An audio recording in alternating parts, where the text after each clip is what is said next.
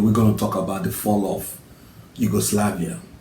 For those of you that are history inclined, people that know history, especially European history, East European history, Yugoslavia used to be one of the most powerful countries in Europe at that time. All right, what led to the fall of Yugoslavia? So for those of you, it depends on where you start. Some people start from 1980, some people start from 1990, some people start from during the Second World War, and some people even start from when the Kingdom of Yugoslavia was formed, I think in 1918 or 1920. All right, but I'm gonna start from 1920. And then before I start, I'm gonna mention four key things that led to the collapse of Yugoslavia. And in that four things, while I'm making this video, I'm gonna tell you one by one on how they affected Yugoslavia and eventually Yugoslavia collapsing. So now, there one element is USSR, the fall of USSR. The second element is the death of Tito, that Petro Tito. I'm going to have his name here on the screen. He was the longest serving communist dictator in Yugoslavian history before Yugoslavia collapsed. And then the fourth one is, I think I mentioned USSR, the death of Tito. And then the third one is Turkish influence in the affairs of Yugoslavia. They were focusing on the Balkans. Turkish was influencing how people in the Balkans, which is part of Yugoslavia, how they do things. And then I mentioned three, and the one is religious and ethnic sentiment around it. So, okay, let's start. The death of Tito, actually, I'm going to add death of Tito as fault. The death of Tito is one of the reasons why Yugoslavia actually collapsed. In 1945, between 1945 to 1960 something, he was prime minister. He was prime minister of Yugoslavia, and he ruled Yugoslavia with the help of USSR with iron fist. Mind you, Yugoslavia today broke up to five or six countries as of right now. The seventh one is Kosovo. Kosovo is not really globally accepted. There's some countries that recognize Kosovo, and there's some countries that are still not recognizing Kosovo. Kosovo gained independence in 2008. They broke away from Serbia.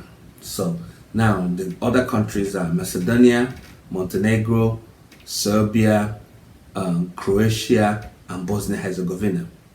So these countries break away from old Yugoslavia. So back to how Yugoslavia collapsed.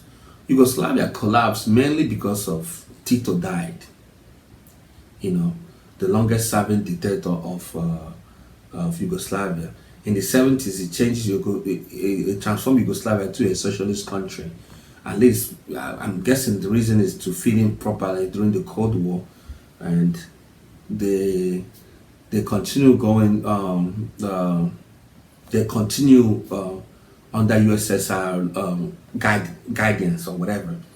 So in 1980, Tito died. Once Tito died, the ethnic tension that is brewing over the years, and he's quenching them, because you gotta understand, this man ruled with iron fist. So the religious tension, both Christian, Muslim, the Croats, the Slovenes, him himself is Croat, from Croatia.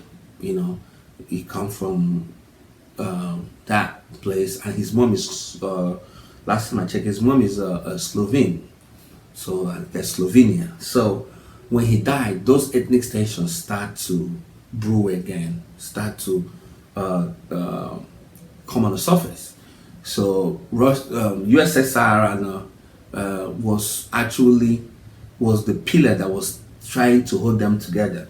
There was Cold War, so USSR is trying to all the countries within the USSR, keep them, and then all the satellite countries, which Yugoslavia is part of, because it's a communist country. So it was patching things up, holding them together. Now, the nail on the coffin, the final nail on the coffin that actually ended Yugoslavia was in when the Soviet Union collapsed in 91. So once the Soviet Union collapsed, this is a country that is keeping Yugoslavia together. Once Soviet Union collapsed in 1991, boom, Yugoslavia started to break away. And they broke away around ethnic lines. The Croats, the Slovenes, all of them, break up and form their own country. So that's the reason why Yugoslavia collapsed. Yugoslavia collapsed because of communism.